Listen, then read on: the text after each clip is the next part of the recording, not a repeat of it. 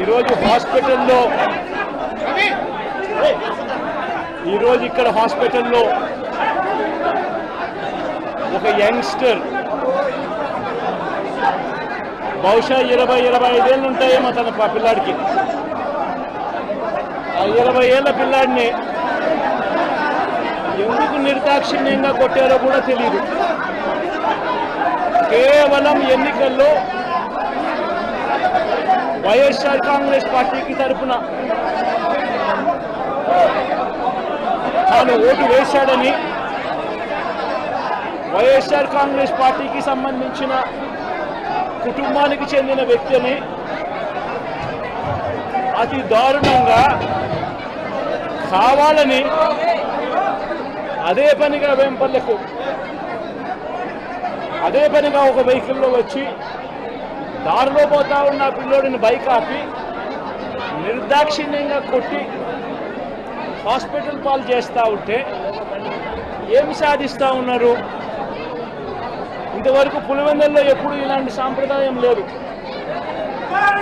ఎన్నో ఎన్నికల్లో చూశారు, ఎప్పుడు పులివెందుల్లో ఇలాంటి సాంప్రదాయం లేదు. ఎన్నికలు అయిపోయిన తర్వాత ఓటు వేయని వారిని కొట్టే కార్యక్రమం ఎప్పుడు జరగల. రాష్ట్ర వ్యాప్తంగా కూడా ఒక భయాందోళన వాతావరణం క్రియేట్ చేయడం కోసం అని రాష్ట్ర వ్యాప్తంగా ఇదే చేయిస్తూ ఉన్నారు దగ్గరుండి. ఏం సాధిస్తారు దీనివల్ల? మీరు వేసే ఈ బీజం చేసే ఈ చెడు సాంప్రదాయం రేపొద్దున మళ్ళీ తెలుగుదేశం పార్టీ కార్యకర్తలకి చుట్టుకుంటుంది. చంద్రబాబు నాయుడు అనుకుంటా ఉన్నాడు తానేదో ఈ మాదిరిగా చేసి భయాందోళన క్రియేట్ చేసి వైఎస్ఆర్ కాంగ్రెస్ పార్టీకి ఓటు వేసిన వాళ్ళని కొట్టడం వల్ల ఒక తెలియని ఆనందం తనలో ఏదో పొందాలని చెప్పి అనుకుంటా ఉన్నాడు. రాష్ట్ర వ్యాప్తంగా ఒక భయాన్ని క్రియేట్ చేయాలని ప్రయత్నం చేస్తూ ఉన్నాడు. కానీ నేను చంద్రబాబు నాయుడు గారికి మరొక్కసారి కూడా చెప్తా ఉన్నా, ఒక చెడు సాంప్రదాయానికి నాంది పలుకుతూ ఉన్నారు. దయచేసి ఆపండి. ఆపకపోతే మాత్రం ఎల్లకాలం మీరే అధికారంలో ఉండరు. అధికారం మారిన రోజున ప్రజలు చంద్రబాబు నాయుడు గారు చేస్తూ ఉన్న ఈ అన్యాయాలను చూసి శిశుపాలని పాపాలు పండినట్టుగా ఆ పాపాలు చాలా వేగంగా పండుతూ ఉన్నాయి. అధికారం మారిన రోజున తాను చేస్తూ ఉన్న ఈ చెడు సాంప్రదాయం తనకే చుట్టుకుంటుంది.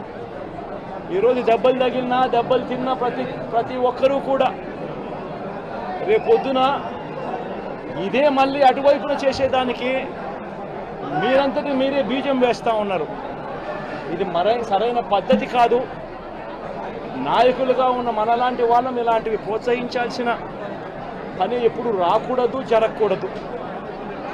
దయచేసి చంద్రబాబు నాయుడు గారికి ఇప్పటికైనా చెప్తా ఉన్నా, చంద్రబాబు నాయుడు గారిని హెచ్చరిస్తూ ఉన్నాను, మరొక్కసారి మళ్ళీ హెచ్చరిస్తూ ఉన్నాను, ఇది కరెక్ట్ సాంప్రదాయం కాదు, దయచేసి దీన్ని ఆపమని చెప్పి.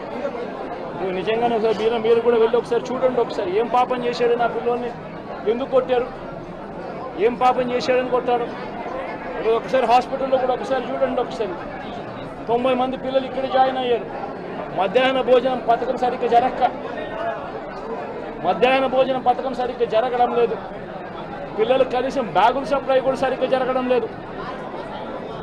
ఇచ్చేటోడు ఎవడు ఇవ్వడం లేదు సరిగ్గా ఏది వ్యవస్థ అనేది ఏది సరిగ్గా జరగడం లేదు.